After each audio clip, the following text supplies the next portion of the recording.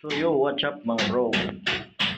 For this video mga bro, ipapakita ko sa inyo yung isa pang mga tools natin na kailangan natin once tayo ay waterline. Alright mga bro.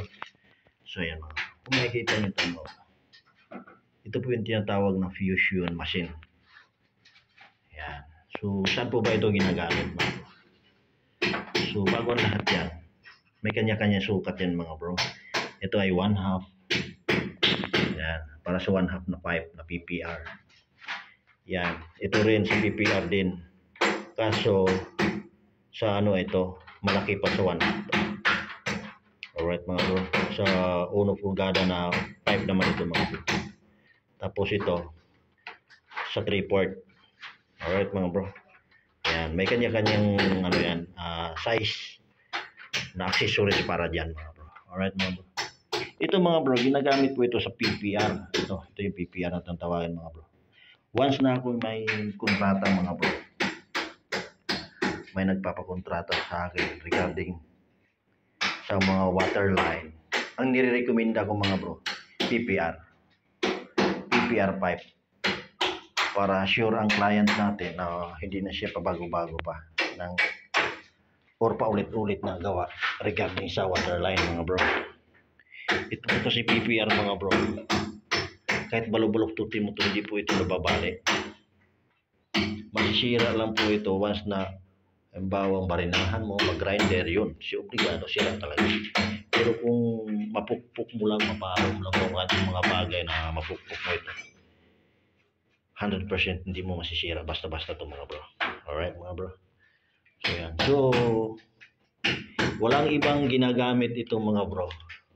Hindi naman po ito mandidikitan ng solvent. Ayan, dito nadidikitan ng solvent. Fusion machine lang. Ito lang ang bagay sa kanya mga bro. Alright mga bro. So mura lang naman to. Maaari naman tayo mag-order ito sa Lazada. Yan. Yan po yung isa sa mga power tools natin mga bro. Ito yung mga accessories ng PPR mga bro. Ito yung kumbaga sa elbow na may thread, ito PPR nga lang ito. Alright. So ito male adapter ito mga bro. Yan, para sa PPR yan mga bro. Alright mga bro. Dito tayo nagkakabit ng PPR mga bro. Yan po yung magiging supply sa tangke ng inidoro mga bro. Alright, so dito ko na siya dinugso. Pinatakbo ko siya dito sa kabila. Yan po yung magiging supply niya. Alright mga bro. So yan. Ito yung layout nung gumagawa nito mga bro. Shower daw po ito. Ito ay gripo. Ito ay gate valve. Yan daw po yung shower. Alright mga bro. Ayos din naman. Ang problema lang kasi niya dito, ang hindi ko nagustuhan po dito mga bro, yung linya niya PVC. Tapos yung pinaka-accessories niya, yung elbow or elbow na may thread, ginawa po niya ng GI. Pwede pala yun. Sa bagay, pwede siya kasi isang size, pero hindi siya kung PVC, di ba? Tama naman ako. Ayan. So, itong paggawa itong bahay, itong mga kulang po sa preparasyon. Pero yung mga poste talaga ito maganda. Malaki. Alright mga bro. Ayan. So, sa bagay, trabaho nila yun. Hindi amin trabaho yun.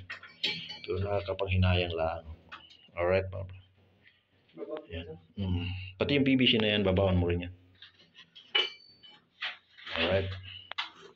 So, let's go mga bro. Bakbakan time.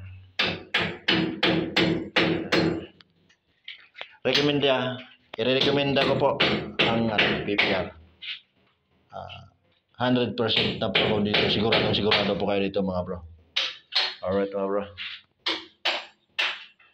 Kasi subok ko na itong ginagamit noon pa man. Basta once na pumayag yung may-ari, hindi po magsisisi ang may-ari sa bagay ito. Materials po. Alright. So, although mayroon siyang kamahalan, yung PPR na to, pero hindi ka naman pa ulit-ulit na trabaho.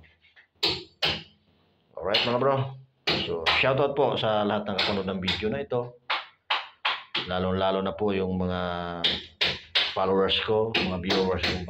Shoutout po sa inyo. Yes po.